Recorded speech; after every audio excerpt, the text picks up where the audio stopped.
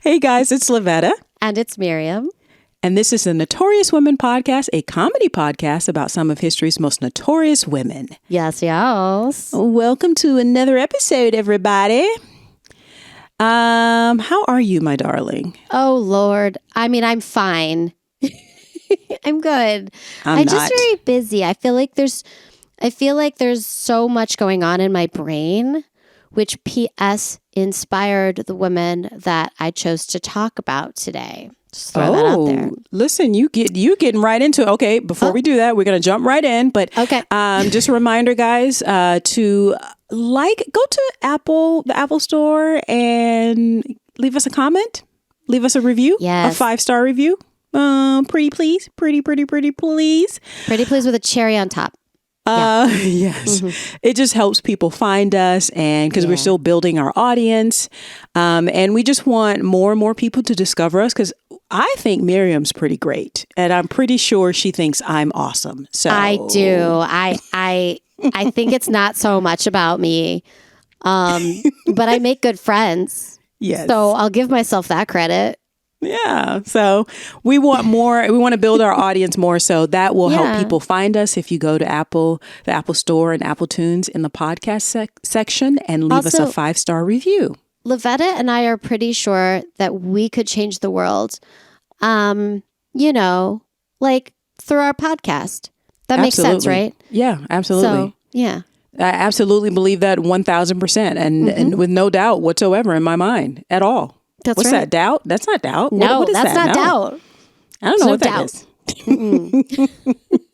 Well, on that note, so you alluded to it, and you are first this week. So who's your notorious woman this week? Okay, so my notorious woman, this is going to be a little different, I think, just because, my notorious woman is Esther Perel. Have you heard of her? No, Esther Perel? No, I'll try that again. Okay. Esther Perel. Esther Perel. No, it's spelled Esther, but everyone calls her Esther. She's Jewish, and that's the Hebrew way of saying the word Esther. So she is known as Esther Perel. Oh, okay. She never talks about that, but since I'm Jewish and she's Jewish, I know that's what happened. Oh, gotcha. She is a fascinating human who is still out there in the world doing fascinating, amazing things, which means there's not like a ton of like her journey in her life because she's still like right there in the middle of it. But I am so fascinated by what she does in the world. And I think it's so important that I decided I wanted to talk about her. Okay, let's get to it. So she was born and raised in Antwerp, Belgium. Her parents were Salah Verleiger. I don't know if I said that right. Verleiger. It's fine. And Esther Perel. Listen, I'm working on it. And they were both Polish Jewish Holocaust survivors. Oh, wow. And she has one brother named Leon. Now, what's fascinating is that her parents both lost their entire family, and then found each other after the war. I think on their way, I think on the day of liberation, they found each other. Oh. And that's how she grew up. So and she's just the most amazing person. I know I'm like jumping the gun here. So she talks about the community she grew up in, and this is a quote from her. The entire community was a community of survivors. That's all we knew. And the community of survivors worldwide, without any input from psychiatrists or psychologists, had gatherings for the survivors of camp such and such, gatherings for the survivors of village such and such, parties, planting of forests, creating life, having children. And then she talks about that it's the first time people understood that, which I didn't realize, that there was such thing as adult trauma. She before that, it was like, Freud, like under the age of 5, you loved your mother too much or not enough. Or I am not a Freudian. I don't know anything. Don't come at me. or come at me. Let me know. But this was sort of the first time the world took in that you could be fine as a grown-up and then suddenly very much not fine, which I think is fascinating because if you look at all of human history, there definitely were other moments before this that should have inspired this awareness. Yeah. Right? That's interesting that people, it's very interesting. Like that no one took in. Of course you can have trauma until you die, real. Yeah. And then she talks about her parents, that quote, I got a lot of stuff, by the way, there's a great New Yorker article. I got some Wikipedia stuff, and she has a podcast I'll talk about later. I got some stuff from there too. Okay. She says of her parents, quote, for a lot of people who married after World War II, it was, quote, I'm alone, you're alone, I've lost everything, you've lost everything, let's get married, end quote. She says that was the way a lot of people mated. And many of them, once they had begun to reconstruct life, didn't really have much in common. And she says, I happen to be quite lucky.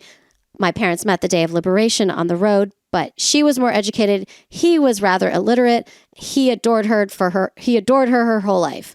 And it was a very nice thing to watch. Yeah. So she grew up in a community where they would discuss politics and life and argue and agree and disagree kind of like every night. I think it was maybe every Friday night or so they would have, and it was fine. So she grew up seeing people disagreeing constantly, and it was fine. And it actually reminds me of my family a lot when I heard her say that. Oh. So I remember being a kid and we were visiting some relatives and I was really little. And I remember, I don't know, some cousin stood up and was pointing a finger and yelling. I don't know if he was really yelling. I was very little. And I said to my mom, I said, why everyone's fighting? And she said, no. This isn't fighting.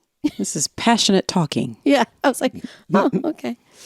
Which I have to say my poor husband is not used to that.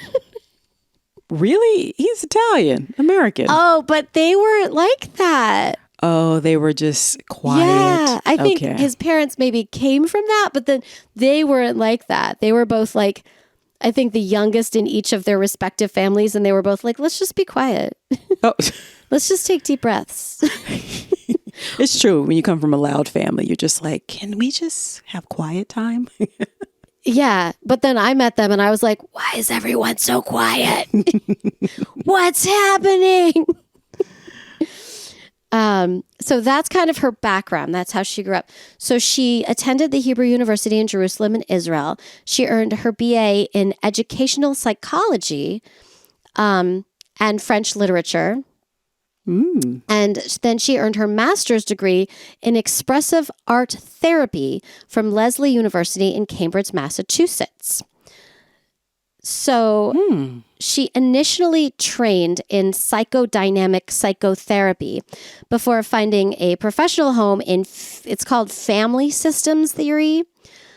What? Okay, so I looked it up. It's a method of psychotherapy developed by Salvador Minuchin, which addresses problems in functioning within a family. So she initially worked as a cross-cultural psychotherapist with couples and families. And then for 13 years, she was a clinical instructor at the New York University School of Medicine.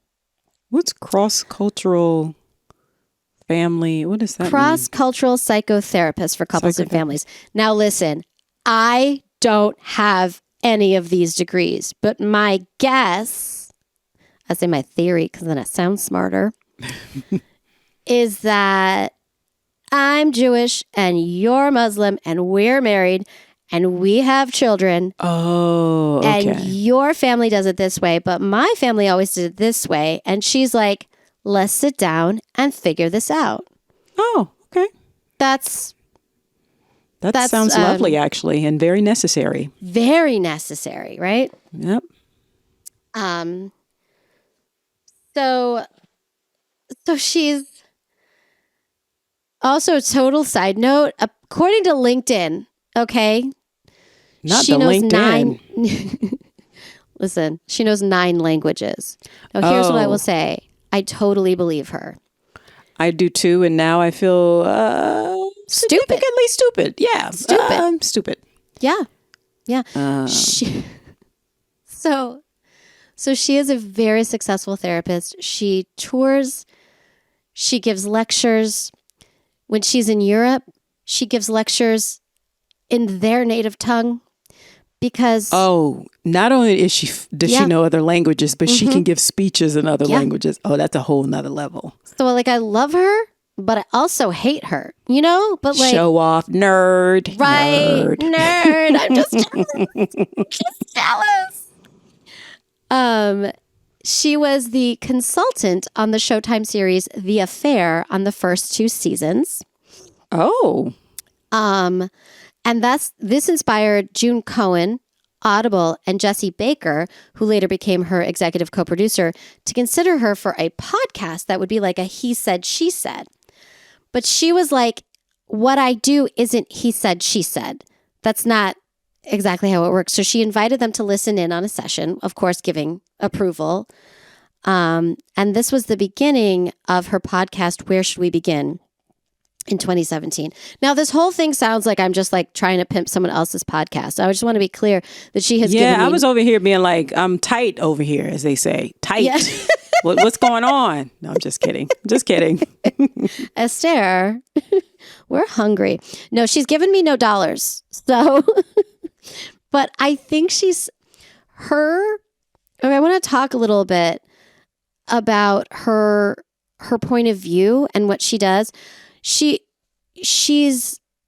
talks about how our Western culture, the secularization and the rise of individualism is causing issues that we have to take in. Which is why I was talking about how I was overwhelmed, and she makes me feel better about it, because the traditional family as we see it, mom, dad, 2 kids, which is like what I live with. It's not the way society was designed. You know, the mental load of every little thing, you know. It was more communally shared. And it was supposed to be communally shared. Yeah. But she also understands that you have no freedom. So here's a good quote from her. The community gave you your sense of identity.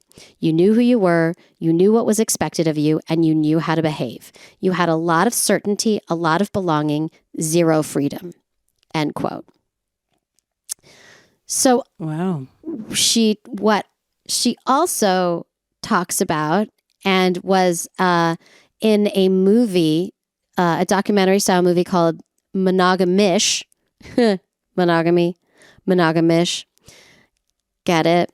In 2014. I don't get it. No, I get it. Okay, so what happens is you sometimes language, you know, you can play. You sometimes language? Oh my God, did I just burp? In reaction to my very bad explanation. That's hilarious. Because she wrote 2 books, one of which is called The State of Affairs in 2017, called Rethinking Infidelity. So she also wrote another book called Mating in Captivity, which is also very good, in 2006. And she talks a lot about how monogamy and the way our culture views how society should be run does not follow the human experience. Now, it's not that you should be non-monogamous, but the idea that you can be, you can create the world that works for you and your partner, which I think is very fascinating. I don't know. This sounds like this woman's trying to get everybody to have an open marriage. I don't listen. I know. Am I wrong? No. Am I wrong? Here's what I will say. Okay. Here's what I will say about that. Because I was joking with my husband that I'm about to go uplift an amazing woman who agrees I should cheat on you. But no, that's not She doesn't do that. And she talks about it. And I think I love the way she approaches our humanity, because if two people, like polyamory, for example, can work, if all three people, or I don't know if that means more than three, I don't know much about it, everyone is equally on board. And it makes I will murder Sal. I'll tell you that right now. If he cheats on me, I did it. You can come after me. I got, but he won't cheat on me. He loves me too much. Okay. But if that works for you and your heart and your soul and your life, that is a system that has been around since the beginning of humanity. Oh, yeah. I mean, I completely agree. I think the problem is that people will say that they are on board and aren't really on board and feel pressured that they'll lose the person that they love if they don't get on board. And that's the problem. And I've seen that fail. And one of the things she says about it is that polyamory is very hard. And you have to put in the work. And you have to truly be on board. And the level of communication necessary for that is much greater than 1-on-1. Yeah, because then monogamous. And I'm so sorry. Apparently, they're building a mansion near me that I am not living in. So forgive the noise in the upgrading. Back. Yeah. No, this is very interesting because I think in today's society, and I feel like this happened in like the 60s at the Summer of Love, the thing of love where it's, I feel like it was just another way to kind of like train women to be on board with their male partners having multiple partners without society also being okay with the women having multiple partners. Right. Because I often said like, I would be fine. I have a couple of Muslim friends who have told me about like, because you hear about like multiple wives. He's like, what is that? And they're like, no. The rule is you can only have more than one wife if you can afford more than one wife. Yes. Like, because you have to treat them all equally. Yes. And then in some societies, the women can take also another wife, meaning that they can take another partner as well. And there's but like she said, I think there's a lot of more communication that has to happen. Yes. And people have trouble with communication in a two-person I think of her as like the new Dr. Ruth. Oh. You know what I mean? Because I'm still like, again, Sal wants to look at another woman. I'm like, go ahead and look, see what happens. See what happens, boy. I'm curious. But that is our deal, right? Right. And the truth is, when we started dating, he was like, here's the thing. I love you so much. He loves me so much, yo. Yes, he does. Yes, he does. He's a good one. But if you cheat on me, I will go have sex with everybody. Like, so Sal is me. Yes. I'll be like, listen here. I tell men all the time, I say, listen, you fuck around on me, I will fuck your daddy. Yeah.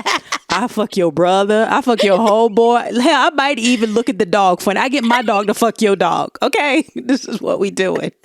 Because I'm a bitter bitch. I'm petty. Yeah. No, and I know it's true. Like, I know it's true. But I'm like, I do not have time to go have sex with anybody else. I do not have time. I think that's the thing about women. Like, a lot of times, that's why I think women probably do very well in the polyamory or a thruple or like open relationship. I'm tired. Because most women are like, I just got too much shit to do. I don't have the energy.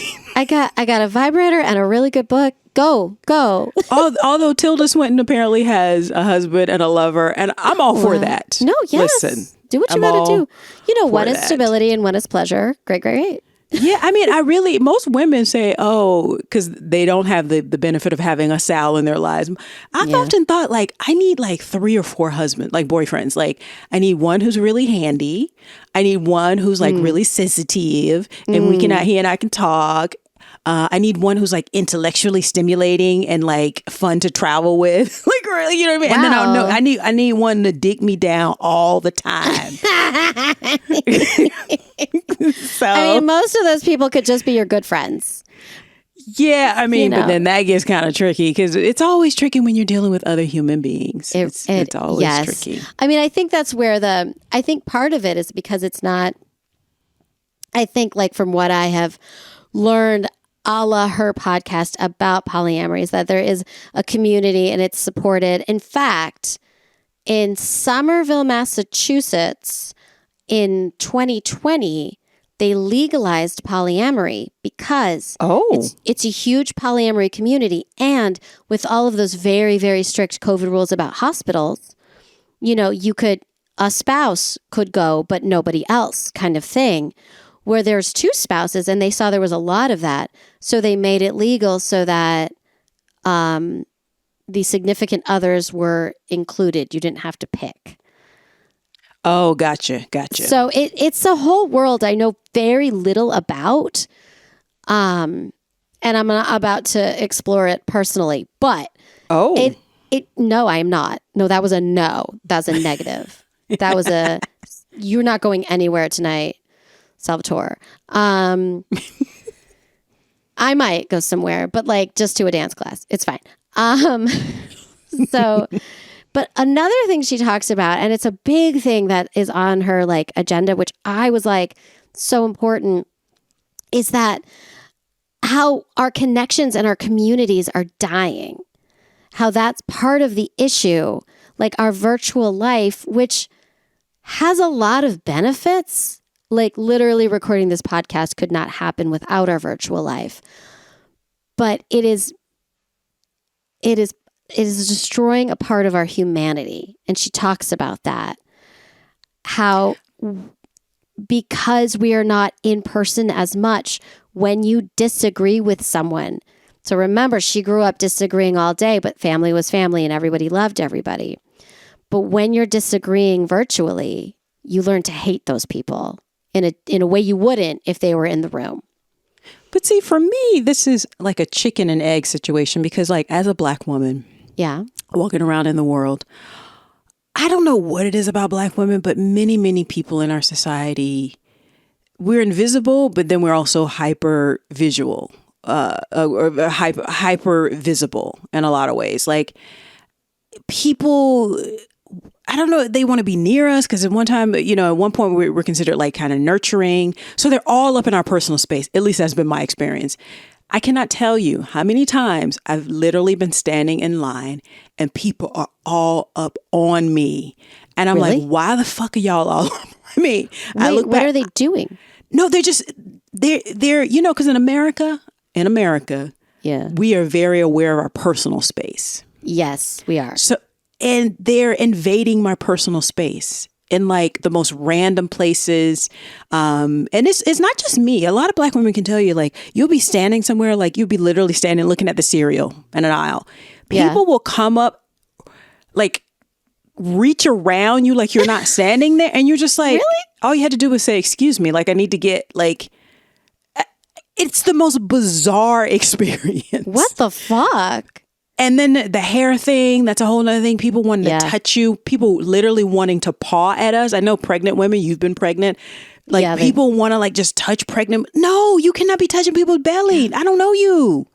Yeah, but if you're white and pregnant at some point, you give birth and you don't have to deal with that anymore. But if you're Black, you have to deal with it all the time. And so I know during the pandemic and a lot of when a lot of the jobs went virtual, a lot of Black people and people of color in general, but especially Black people I know, were so relieved because the microaggressions are real. Yeah. Microaggressions are real. You could literally just be out there minding your own business and somebody has to come up with you. And a lot of times it's unconscious, now in the current climate, a lot of times it's absolutely conscious, but and so that's why when she says this about community, part of me feels like interesting. I don't want people all up in me. Like I agree with her to a certain extent that we're losing like going out and being amongst people, but choosing to be among people. And I think that's why the whole like pandemic and coming out of it was so polarizing because so many people also the quality of their work and home life balance got better because they were able to be at home, be with their kids and actually log off and then walk like 20 feet and like have dinner or watch a movie and actually be with their family versus spending an hour and a half in traffic. I mean, genuinely, it got better, but double then like better for me. a lot of these bosses were like, you guys need to come back in person. And then I found a lot, and they did studies on this, like large majority of white people like, yes, we want to be back in person. And a large majority of Black people and people of color like, not so much. I think it's interesting. I agree. And that is an important part of the conversation, I think. Esther, if you're listening, I don't know that she's going to listen to this, but I think that is really interesting because it does matter how you present in the world and what you're going to face. Yes, like case in point, right? Sears Roebuck became famous for their catalog. Yes. Right? One of the reasons that they became so successful is that Black people were thrilled with it because they no longer had to deal with the indignities of having to go in the back or go into a store and not being able to try clothes on. Yep. Because you couldn't even try on hats. Ugh.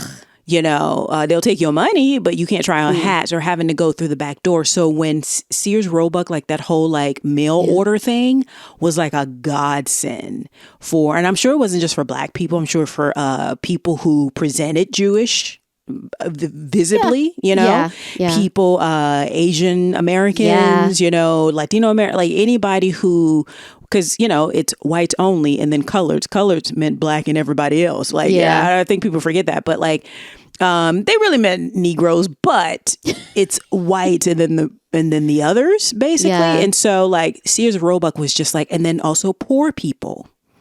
Yeah. Poor people having to go into, like, let's say if you want to try the latest new, like, fancy stuff, right? And you're just like, but you don't want to go, or you want to try, I don't know, a hat, right? But it's downtown at the fancy store. And if you're not dressed a certain way, you go in because poor people, even if they're white, also are, you know, profiled when they go into these stores. We all see Pretty Woman? Okay. And Pretty Women. Pretty Woman. I said that wrong. Damn. See, because I have too much on my brain. Yeah, but so no, I find this interesting. But I always, whenever I hear that, like we need to be in community and I agree, and I think part of that polarization has come from the fact that it's like in her family, they could disagree and still love each other. Yeah. But so many people now feel like if you disagree with me, I hate you. But also the other side is not just like, oh, agree to disagree. The other side is like, I don't think you should exist. I don't think you should be here. I think that you should go and just be on another part of town. I think you need to be separate from us. And it's like, how can you coexist with people who think like that? No, I mean, and that there, how do I put this? I know. And I've had work environments that are so toxic that I am not getting all of those positive things you should get from your work community. I'm getting the opposite of that. Yeah, because we all want that. Like we do want that. And we've had it. Like I've had it when I've had office jobs where you're like, oh, you guys go out to lunch every day, and it's really and it's great. Yeah. If you get along with your coworkers and you know the people that you work with, work can be amazing. But if you don't, it's interesting. I see what you're saying. It is a complex issue. And there is an element of allowing people to disagree and being okay. But then you realize the person you disagree with also thinks you shouldn't exist. Yeah. We can't really, or you're not human, right? Like there's no middle ground. There's no reasoning with people who feel like you're not human. The vague argument I have with that, and I say vague because I don't think it necessarily works, is that sometimes people come in with those preconceived notions and then they kind of get to know you because they have no choice. And then maybe those notions get a little rattled. Yeah, but what happens is because you're a good person, Miriam, that's why we're friends, is that oftentimes people will, what is the word? They'll tokenize you. They'll be like, you're not like other Jewish people. You're not like other Black people. That happens to me all the time. I know that happens to you. Yeah, and it's just like, you just miss the opportunity to like grow as a human being and just be like, not all.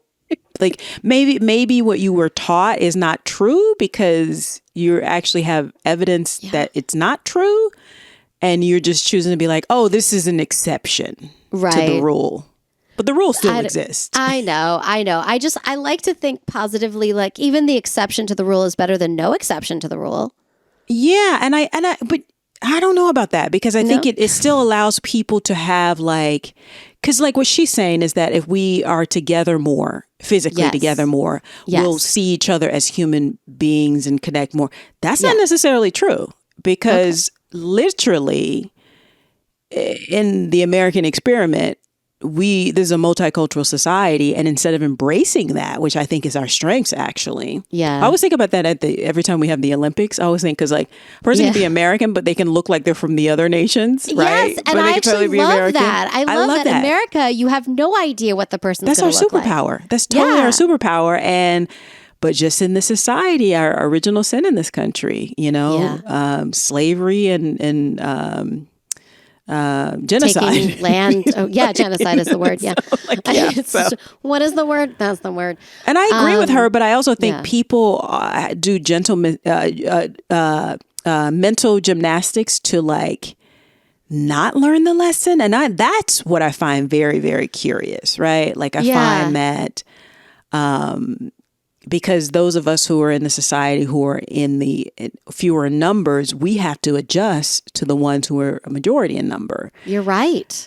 Because like secretly all black people think all white men are serial killers. I'm just being real with y'all. The odds are ever in their favor to be correct. We literally think all white men are Jeffrey Dahmer, got bodies hiding in their basement.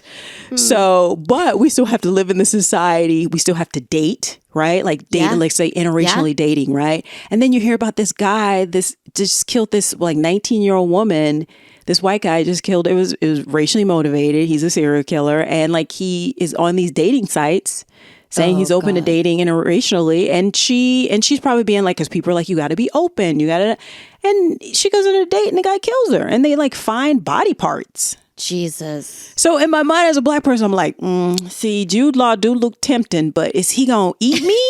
I mean, for Jude Law, I might risk. I think it's worth it. I just, I mean, maybe like text me the whole night if there's a problem. Like I'll come get you or something. I don't know. I might risk it. I might risk it all for Jude Law. But not Chad from accounting. I don't know. Not Chad from accounting. Absolutely not. But I mean, I don't mean to like push it back on her, but I just think that sometimes in these concepts, it's you have to consider that, especially in the world today that we live in. No, honestly, like I genuinely wanted to talk to you about these things because I think about these things a lot, and there's so much truth to it. The truth is, like, here's a quote. She says, okay, quote, social connection is the number one salve for most of the pain and the hurt and the trauma that we will experience. And communities that come together naturally will provide that kind of buffer, end quote. So that's correct. And she's right. But what I guess is lost is there's an impediment to being able to have that because, I mean, I don't know how to put this prolifically, but because of racism and because of misogyny. And bigotry. And bigotry. And like, because it's like, not just African Americans or Black Americans, but Caribbean Americans, anybody who's been colonized, right? Yeah. The actually coming in contact with certain groups of people can add to the trauma, right? Because even if you yourself, like people would be like, it's all in your head. It's like, no, like even if you think of yourself, like for instance, like our biracial Black and white citizens, right?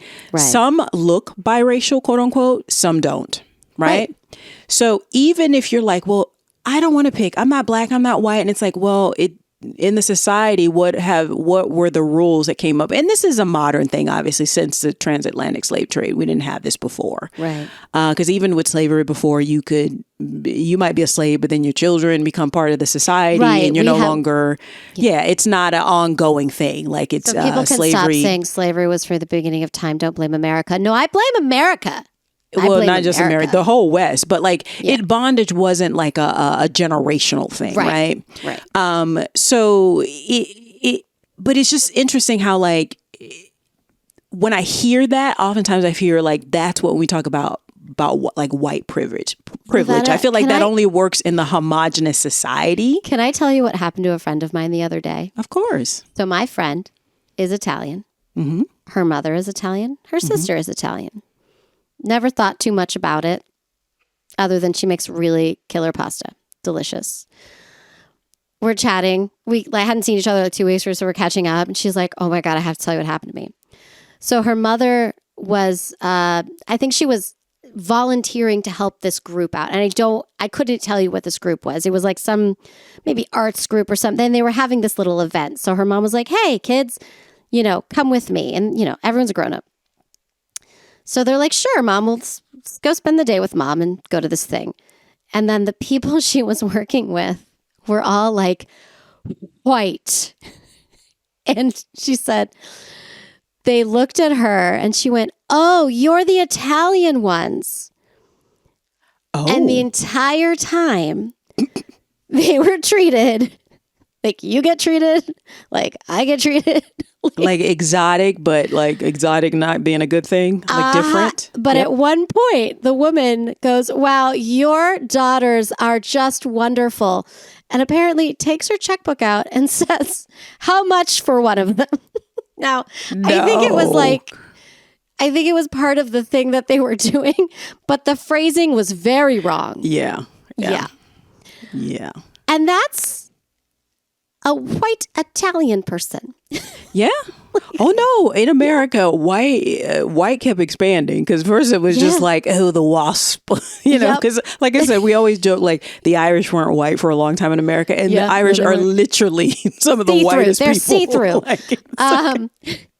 It's like, and I'm sure they thought the same thing. They're like, hey, no, I'm sure they were like, really? So it's just like, oh yeah. It's definitely, you call them ethnic whites. Ethnic whites. That's what I am, I guess. Yeah, that's what I am. Yeah. And so, but it's just whenever, and I hear what she's saying, but I also think that really, and that's why, especially white supremacists in this country are always like, let's go to the Nordic places because they feel like it's homogenous, but it's like multiculturalism is everywhere now in the world. Everywhere. But it's like, it is so funny because I actually have a couple black girlfriends who actually are married to like Swedish guys. Oh, interesting. And I'm like from Sweden. And she's like, oh, I know a lot of Swedish guys who love black women because it's so different than what they're used to. Yeah. Because they're like, my sister has blonde hair and blue eyes. Oh, okay. All right. Like, it's not, because it's not unusual. It's like, it's not unusual. So it's like, it's just really interesting when I hear these concepts because it's like, again, like I would love to have this, like the idea of a utopia sounds amazing. I'm a sci-fi geek. Like that's what sci-fi is, right? That's like Star Trek right there. That's what it is. And it's just like, but it only works when we're all on board with what's really happening and also aware that because, listen, we all have it. As a straight woman, I have to consider that when I'm in the presence of queer folks. Like, things that we've all been socialized the same way. Like there's language in the world that's queerphobic, and it's just like how that I may not even be aware of. And so I'm open to that. I always say, I know nothing. I know nothing. I think I know something and I know nothing. And I think that's, you should always be curious and always be open to the fact that, I never thought of that. Like you just said, like, I'm so glad I brought her in to talk about it with you because it is so, it's complex. I wonder what she would say. I will say this. I bet you she's never really thought about it in those terms. I wonder. So she has podcasts too. I'm pimping her out today too. Please. Called Where Should We Begin? And How's Work is her other one. Now, something y'all know that I love a baking show, but what y'all don't know is that I love a therapy podcast. I didn't know that. Yeah, no, I'm a sucker for because I find that I can learn a lot, like about my own dynamics in my house and my upbringing and my current life, and also be like, oh, I did say the right thing, or And that's one of the things that I do think she does brilliantly well, is that she understands that other people's, like, it's usually a couple's situation, but she also has one where one person calls in for like an issue, that these issues are very universal. Mm-hmm. And that you can take, I listened to one episode once where the husband-wife dynamic reminded me of a dynamic that I have with one specific issue with one of my children, because it's about communication of like how to like honor someone's feelings, but also get across something. I was like, I like that. So she is like very universal, but this one concept that we were talking about is I don't know. I'd love to hear her response to what you said. I'd love to. Well, we're going to tag her on this episode and see. Maybe she'll answer. Yeah. And she's touring now, and she's living her best life. And she's, by the way, married, and she has kids. She's still around, so I'm not going to give it all away. But her story is still being written. But she's in her 60s, and she is traveling the world right now, doing which I kind of would love to see. I love that. Maybe we can go and see her. We should go, and you should ask that question. Yeah. Okay. And that is Esther Perel. Esther Perel. Esther Perel. Okay. Yes. You can do it. Thank you for that. You're welcome. Because she sounds lovely. It sounds like she is trying to make the world a better place, where we communicate better, which is the complete opposite of what not the complete opposite, but my Notorious woman this week is not necessarily preoccupied with helping others, shall we say. I am so curious. So my Notorious woman this week is Wallis Simpson. Do you know who that is? That sounds familiar. Okay. I think you know who this is, but like me, you probably didn't know all of this. Okay, so let's get started. So Wallis Simpson was born Bessie Wallis Warfield on, she was born either on June 19th, 1895 or June 19th, 1896. Yeah. Depending on, people think that maybe she was conceived out of wedlock and, so. Yes. But in 1890, so let's say 1895 or 1896, to Teakle Wallis Warfield, a bank teller for the Continental Trust, and Alice Montague. Okay. Teakle. Now, great name. Teakle, I know, right? That's an old school name. Now, again, there's some controversy about her actual birth year because, again, it is a social stigma to have a child out of wedlock, that kind of thing. So there's no birth certificate for Bessie Wallis, which is also leads to a little bit of the confusion, which is also confusing because she comes from a pretty prominent family. Okay. So maybe that's the reason for the obscurity because of the difference. Lavetta, she was born out of wedlock. I think we can just say that. Okay. Because the things are like mysteries. Now it's like, allegedly. Sex got pregnant, decided to keep it.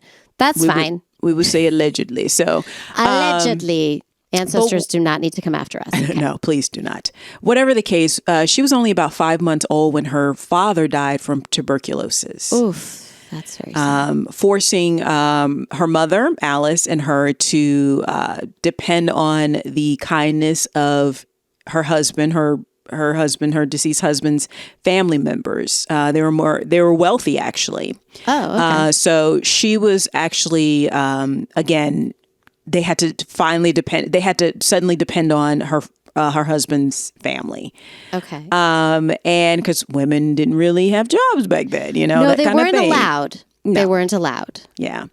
Now she grew up in Baltimore, mostly. And even though she was born in an actual resort, she was born at a resort. So it must be another reason why things were going on, but, the obscurity of the birth year. But, after her father died, again, they had to, depend on the kindness of his older brother, Solomon, who had inherited the family business. So basically, her father was he was a younger son. So he didn't get most of the fortune. He didn't, even when he was alive. So they weren't like poor, but they were not well off. Like most of the spoils went to the older brother. Kind of reminds me of when we talked about Marshall Washington and how like George Washington was the second son. Yes. And so his brother actually got everything. He got Mount Vernon originally.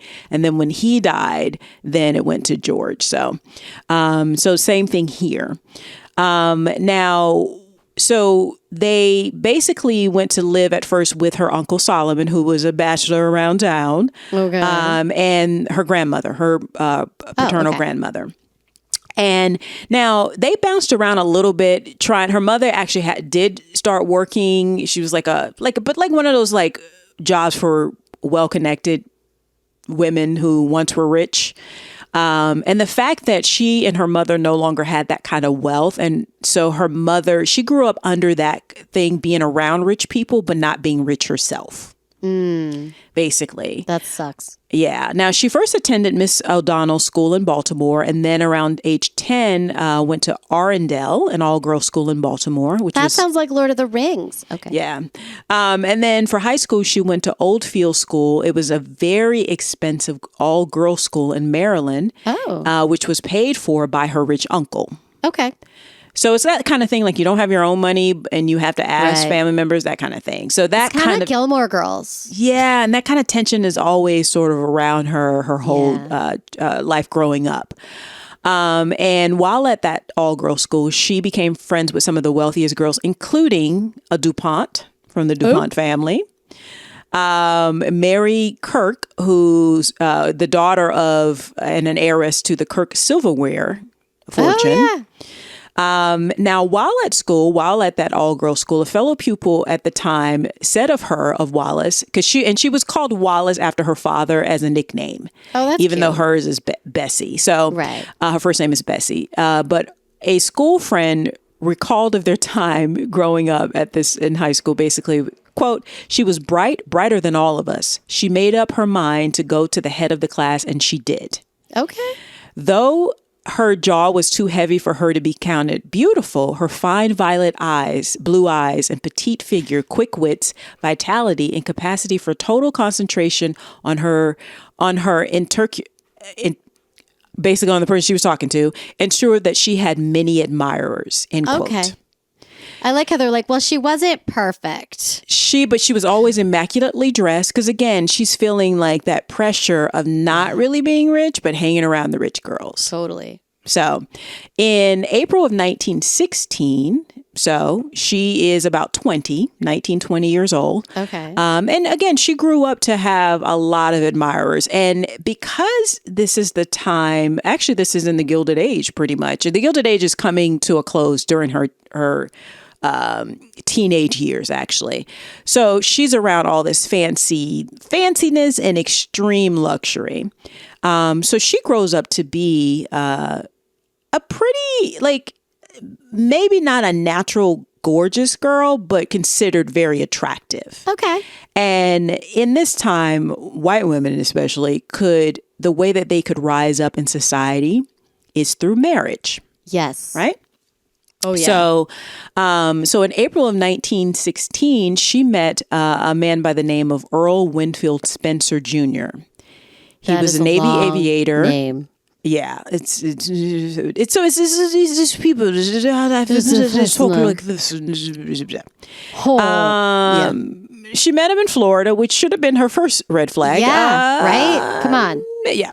So, at the time, so while her time in Florida and dating this guy, she witnessed 2 airplane crashes. Because again, this is 1916, so air travel is not the best. Still in process. As far as I know. Yeah. Only 2 weeks apart. So it resulted in a lifelong fear of flying, really. Oh, yeah, fair.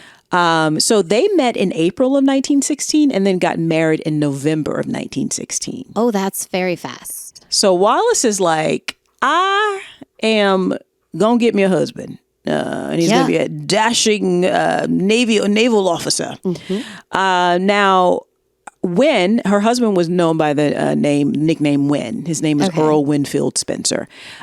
He apparently was a very heavy drinker and reportedly abusive in their marriage.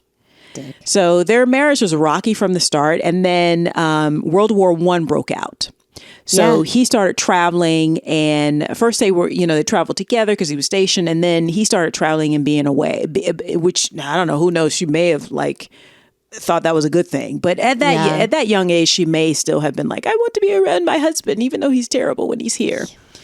But that lasted for about 9 years. Some sources say 11 years. They eventually divorced in 1927.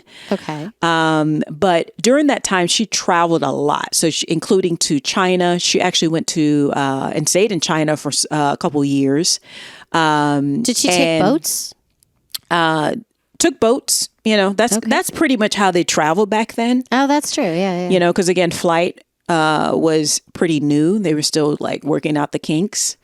But she was in the upper crust. So it's not like she went and moved into an apartment. So he provided for her well, especially, what she was accustomed to living, because she lived around rich people her whole life. So, but again, he was purportedly a heavy drinker and abusive. But she visited China, went to the Great Wall, went to Hong Kong, went all over, which was very exotic. And that's what rich white people did back then. So yeah, that sounds cool. I like that. I want to be a rich white person from back then, but not really. Just for a year, 1 year. Literally since 1619.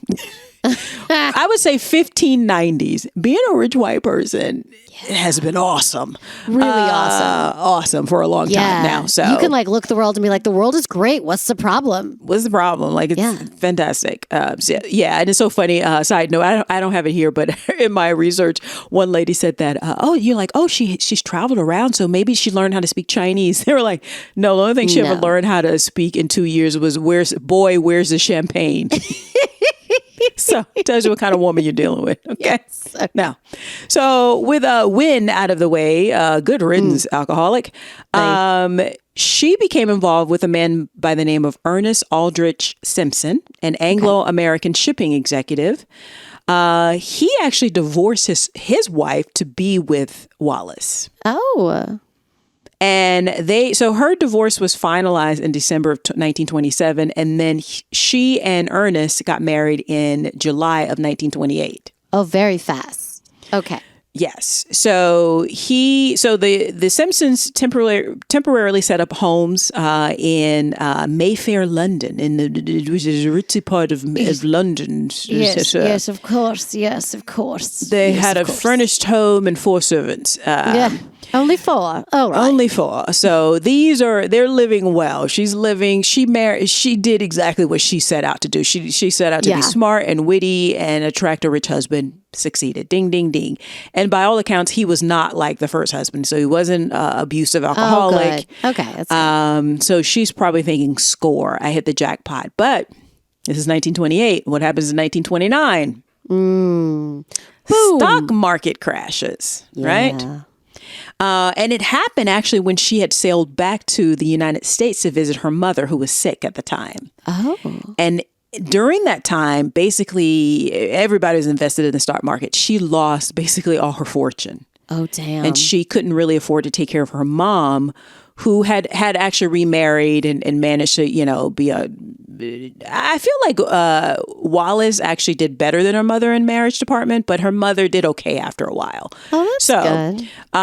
During this trip, like I said, her fortunes were wiped out. Right. And her mother died in November of 1929. So then she went back to England to be with her husband. And because shipping was still hot business. Yeah. They weren't doing so bad. So she didn't have any of her own money left, but her husband still had some money. Okay, so she was okay. So they lived fine. They were in the 20s and the late 20s, early 30s, still with servants, with a home, right? With a large flat. Actually, they had a large flat apartment, for those people who don't know. So they probably lived in an apartment building with a doorman, very fancy, basically probably like the home that you see in Only Murders in the Building, but even fancier. Oh, yes. Because it's the 1930s and everything was very opulent. And now in 1930, her and Ernest were asked to chaperone a weekend at a friend's hunting camp. So they're with the shishi, in the English countryside, basically where a Agatha Christie murder would happen. And among the guests was Edward, Prince of Wales. Oh my God. The eldest son, heir to the throne. So she was introduced formally to him. Now, by all accounts, she was not impressed with the prince. Okay. And he was a good-looking man, even by today's standards. He'd be like a young Robert Redford, like a really handsome guy and a prince on top of it. But that changed over time. The exact time frame of that changing isn't very clear. But that's the first time she was introduced to him, along with her husband. So basically they're being introduced into upper crust society because this is the Prince of Wales. So this is like the land of like the animated fox running away from the uber rich people. Yes. I can see this now. Yes. Yeah. Okay. Now, according to historians, over the next 4 years, the Simpsons, Wallis with Ernest, they went to high society functions. The prince became a regular at their home where they would throw parties. Okay. And then they would go and visit his estates. So they were all like intermingling. This was, again, to be rich and white always, right? Yeah. So despite the social success of her and Ernest, though, their marriage suffered, and it could have been because they were living well beyond their means. Okay. So basically, they were middle to upper middle class, but they were hanging around rich people. So they were spending like they were rich. Exactly. But they were just like kind of rich. Yeah, exactly. Now, I don't know if this is a chicken or the egg kind of thing, but I don't know. Everybody was fucking everybody. Let me just put that out there. Just like when you read stories about Hollywood during this time, everybody was having an affair. Yeah. People still stayed married. Yep. It didn't really matter. Everybody was fucking everybody all the time, including the prince. Prince Edward loved being single. He most exclusively had affairs with married women. Oh, that was his thing because that's his turn on. Yeah, because by all accounts, he really did not want to become king one day. Oh, he's one of those who's like, I'm a prince, but I want to be a regular person, and it's like, listen, you really? That would be me. That would be me. Like I want to relate to the people, but I still want to have all this money. Yeah, because his father, by all accounts, was like, even though he was also obviously born into royalty, his father was like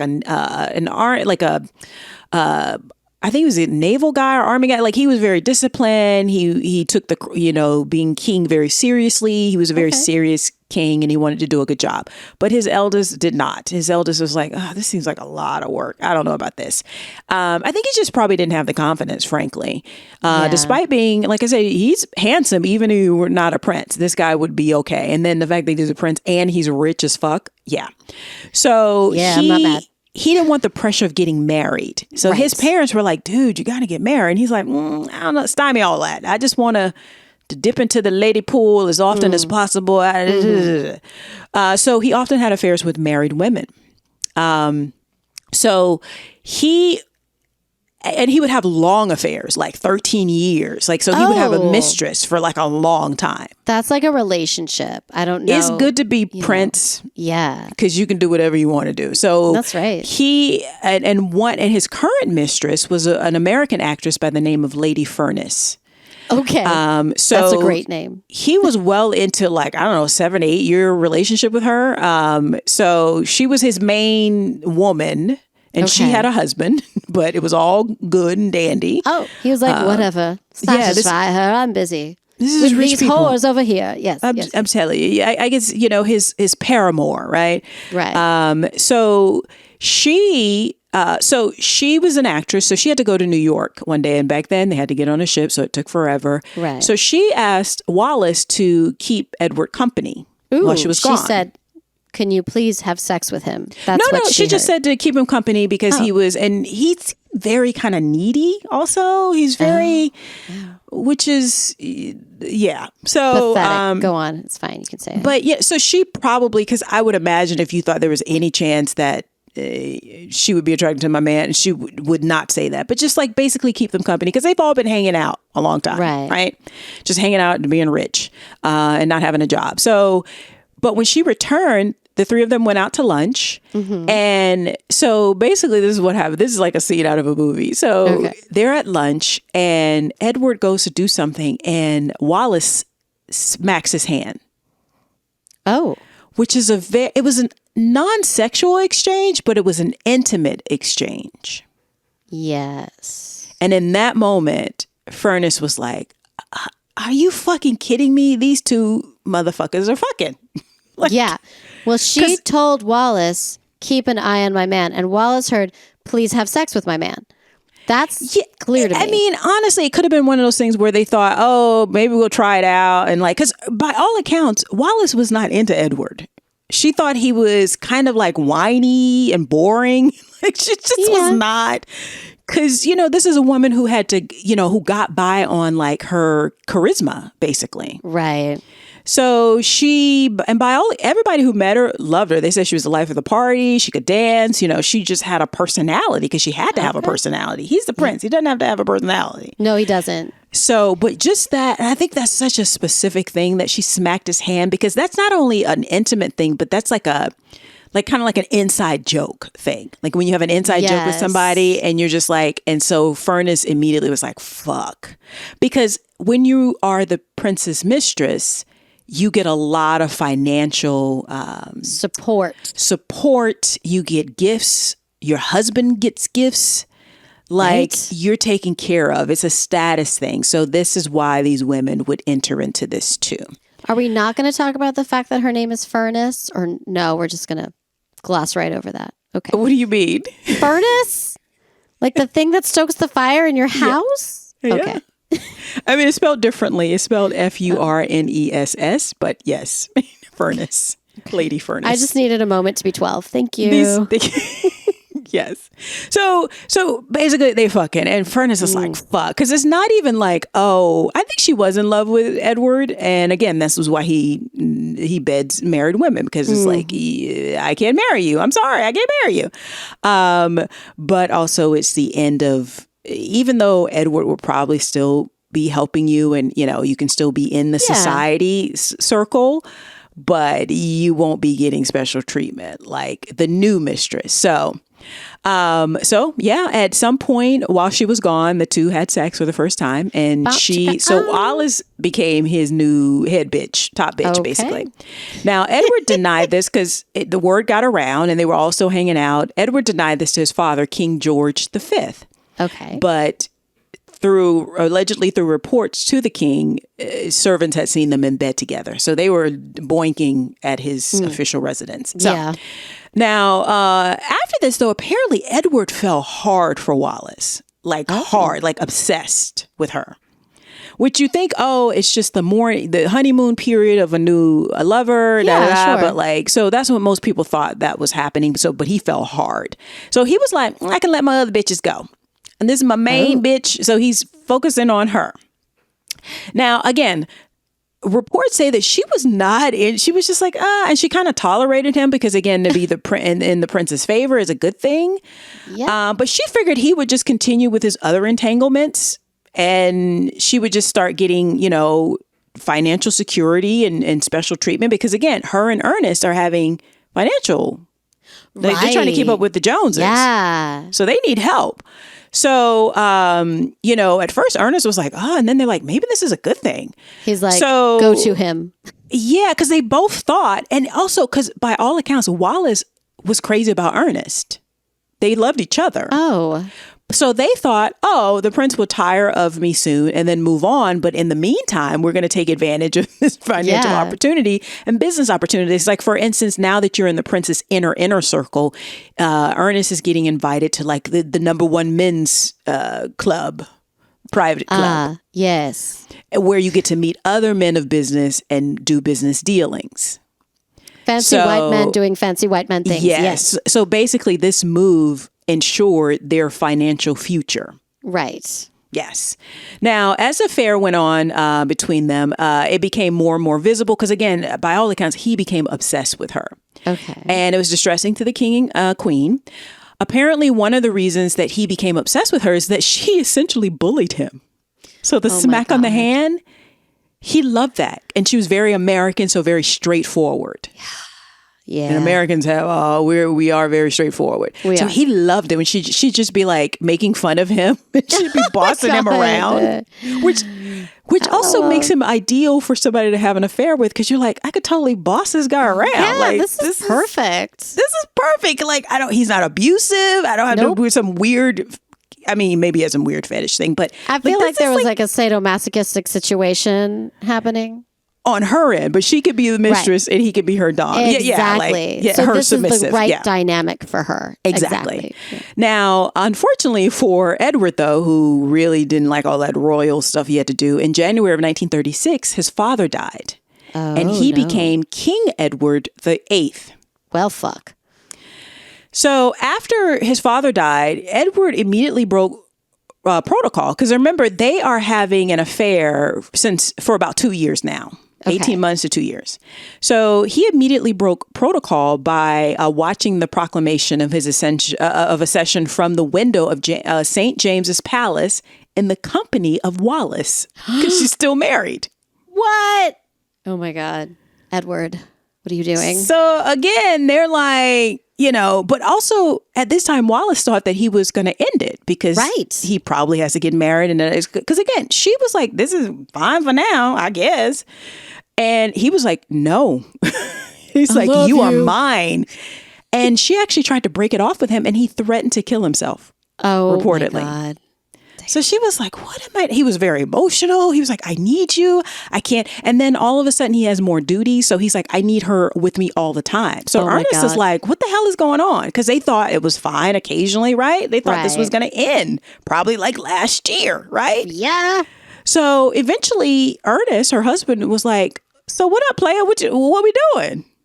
Right. And the king was just like, well, I don't know right now, but I just need her. I need her by my side. And so, but it's like, she can't be married. Like, this is because he's king now. So this is serious.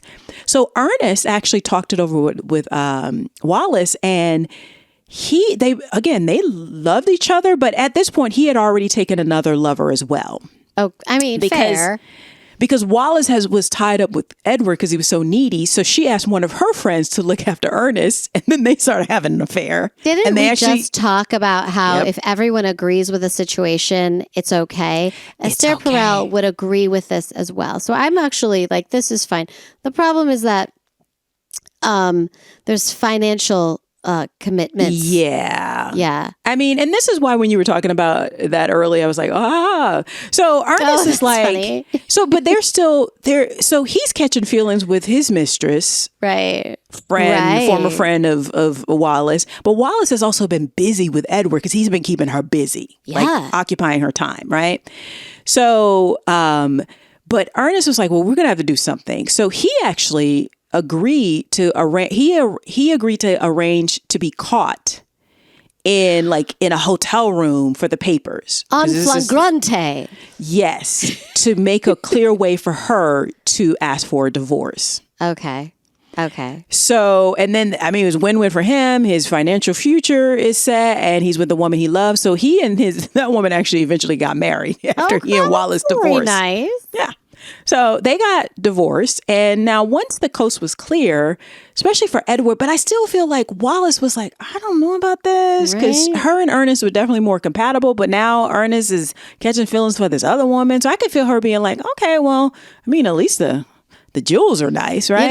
You know. But there's just one problem. What is it? He's the king, and the British royal family, there was literally a law on the books that it was illegal for him to marry her. So you're saying that the British royal family isn't very accepting? I've never heard of this before. That's interesting. Huh. But until 2002, the Church of England prohibited the remarriage of a person whose former partner was still living. Oh my God. So the would-be Duchess was also suspended. As she was suspected of carrying on with affairs with other men at the time. So the British public was not happy with this. It's like, okay, that was fine when she was your side chick, but now you're king. Like, dude, what are you doing? And Wallis, again, because a lot of people have portrayed her as being like, I want to be queen. I want to be da-da-da. At first she was just like, this is cool for now, but she really was just like, I don't know if I like this guy. Right. And then like over time, it's a lot more nuanced than I thought originally.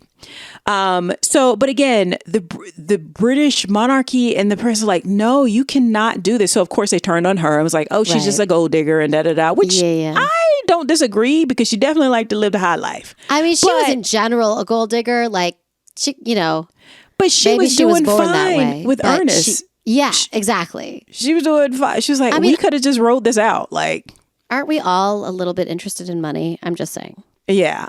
So within the government circles, because this is all government, they were very like, he needs to make a decision. It became distressing to his mother and his brother, Duke of York, which was Queen Elizabeth's father. Okay. And the subject of the King's Speech, played by the great Colin Firth. He's my other husband. I know, right? Yes. So again, the British media had that thing where they still have today, where they become deferential to the monarchy. But so there were no stories of the affair in the press, in the British press. But the foreign press, the American press, was like all over this. Yeah. So the British were like clutching their pearls, gnashing of teeth. There was a lot of hand wringing going on, and they were just like, dude. So King Edward, he's still king. Mm-hmm. He consulted with the British Prime Minister because he was like, I want to marry her, but I want to keep the throne. So he suggested a morganatic marriage where he would remain king, but she would not be queen. Okay. And the prime minister was like, no, absolutely not. So like, okay, never mind. Yeah, absolutely not. He tried.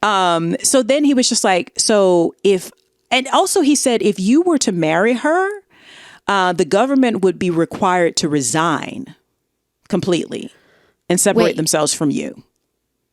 The government would have to resign? It would have to resign from, and so separate itself from the royals. Oh. Which would cause a constitutional crisis. So basically, this is a way to make them be like, you got to get married or you got to leave your hoes alone, basically. Yeah, basically. So it was a little bit more complicated then. So Edward, who really never wanted to be king anyway, he used it as an opportunity to be like, I'm jumping ship. I knew this was going to be tough. And then like, I can't do this. So only 11 months after being crowned King Edward, he actually abdicated from the throne without telling his younger brother, who also didn't want to be king, who was like, what? God damn you, brother. Yep. So he retired, and he in his statement, he wrote, quote, I have found it impossible to carry the heavy burden of responsibility and discharge my duties as king as I would wish to do without the help and support of the woman I love, end quote. Heavy is the head that wears the crown. Oh, God. Yeah. So she's already divorced. So he abdicated in December of 1936. In June of 1937, they were married in France.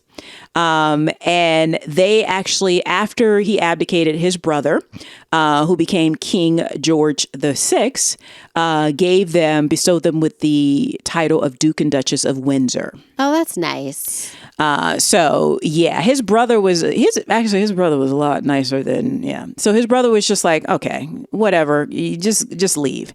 Now, because after this, even though he's not king anymore, his brother was kind enough to actually not only give him money, an allowance, but he also technically bought 2 castles from his brother. Just a way to give him money. Oh my God. That is very kind. Yeah.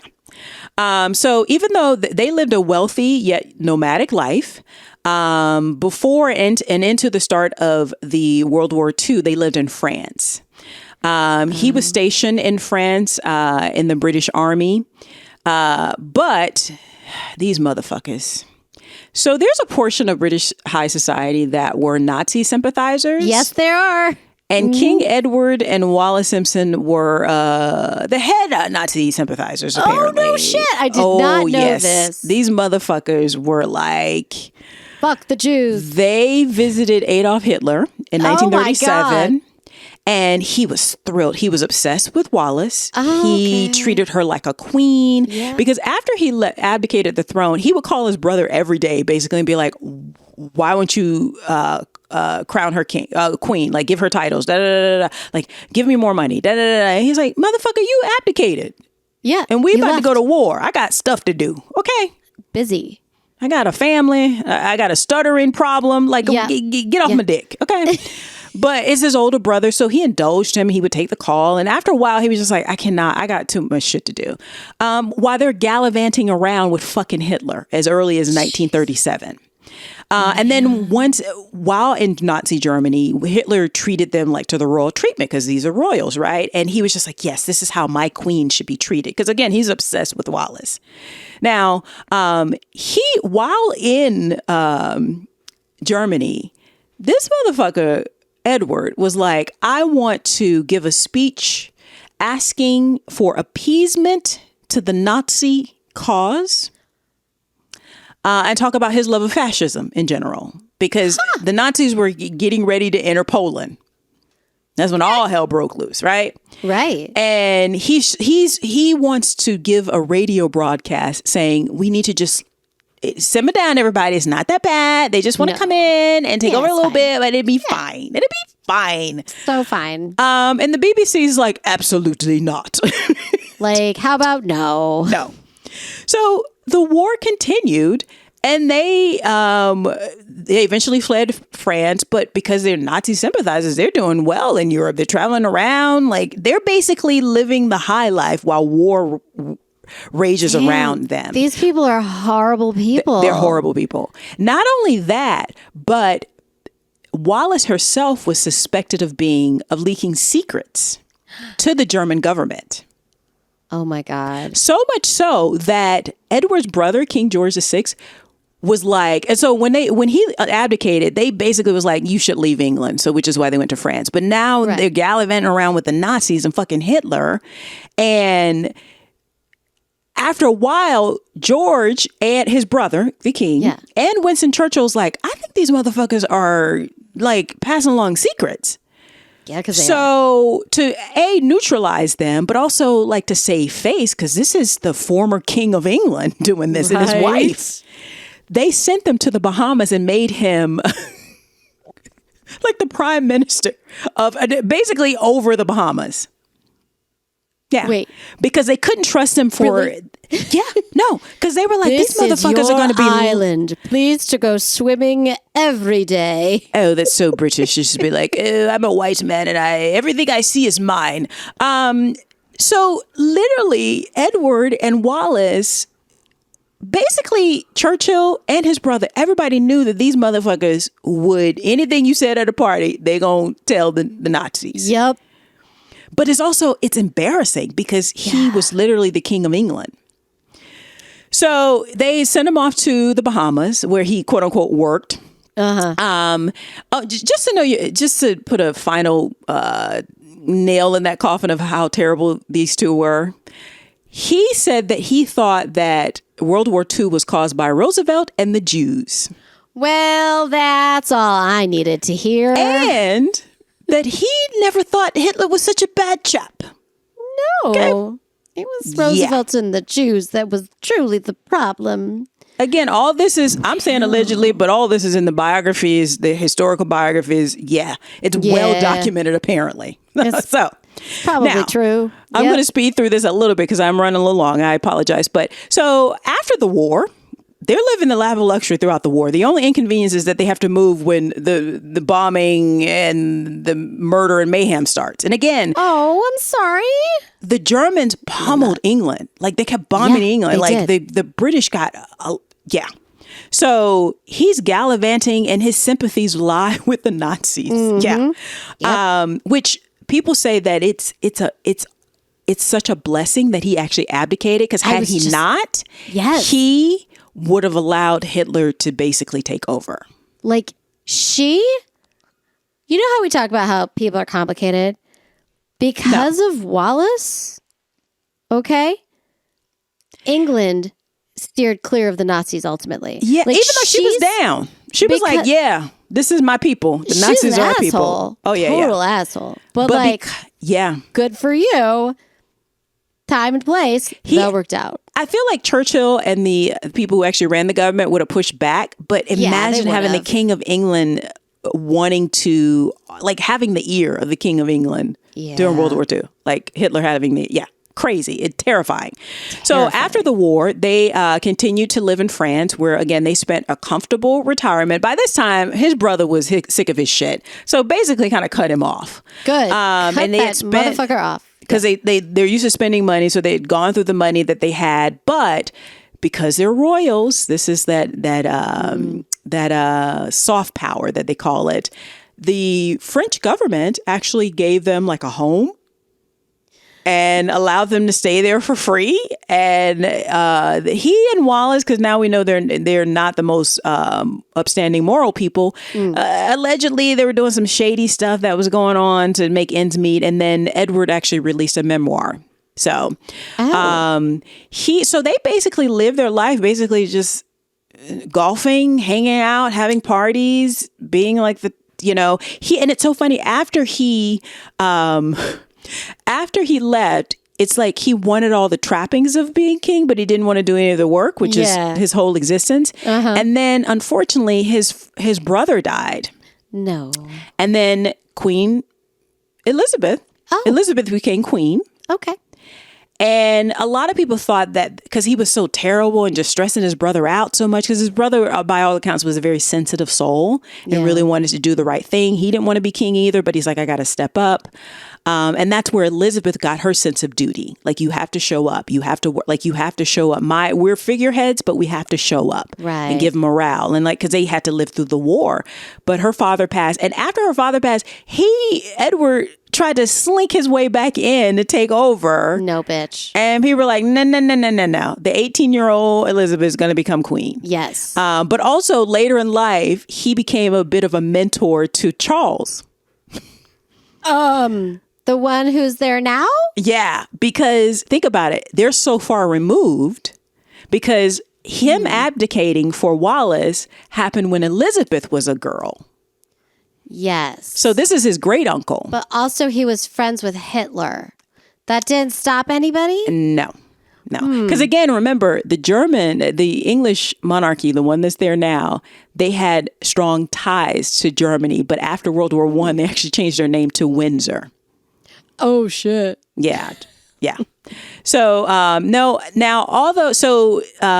Edward died. He passed away in 1972. Bye. So from 45 to 72, they're just living the high life, living the best of life, whatever. So after that, Wallis, she was already very frail at his at his funeral. Now, by all accounts, she was always a very thin woman. And she would make fun of Elizabeth's mother, Queen Mother, about how stocky she was. And she is a bitch, so that tracks. Yeah. So she reminds me of Coco Chanel so much, even in the way she kind of like looks, but very thin, that kind of like, always well turned out, always, because she had money and other people's money. And so, but she was very frail. Because that's what happens when you're thin your whole life and then you get older. You need to gain a little weight because you do. It's actually not healthy. Yeah. So, but by this time, her and Edward had become like either, I don't know if it was like, what are they kind of codependent? But I actually watched an interview with them like in the 60s, and they seemed very much in line. They were turned in towards each other. The body language was all there, but she actually dominated the conversation, which I thought was really interesting. So she appeared very frail at his funeral, which was her last formal appearance into her death, which she continued on another 14 years after he passed. Oh. And she was supported by Queen Elizabeth. After that was really he died. Nice of Elizabeth. Yep. Because she took care of Wallis Simpson until she died after Edward's death. And Wallis Simpson eventually died on April 24th, 1986 in her home in Paris after a prolonged illness.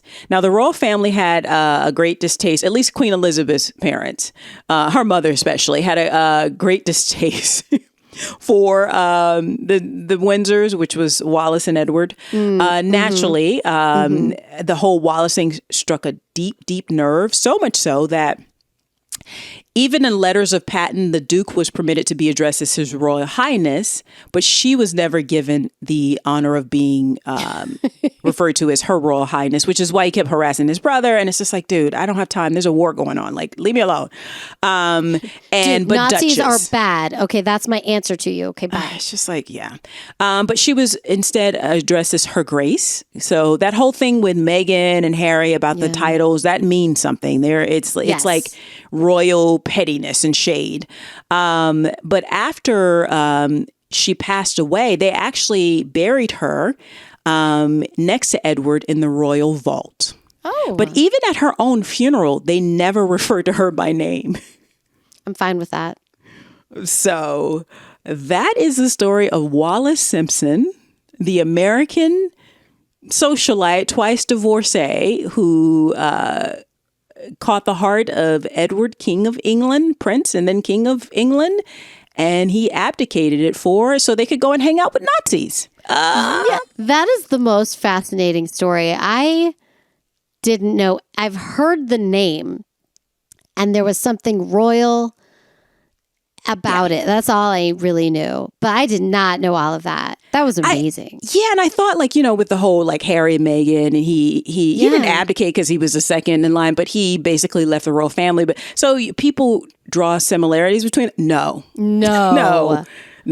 Like, not giving you that. Absolutely not. Like, if anything is the ones that are still there are kind of like that. No. I mean, and Prince Philip was, he say very racist things, so much so they'd be like, let's rush him out of the room. Yeah. Because he's of his time. Because even Edward, he was just like, they were like, when he went to the Bahamas, they were like, he was like involved in getting rid of poverty, which I always think like, well, the poverty's there because of colonialism, but okay.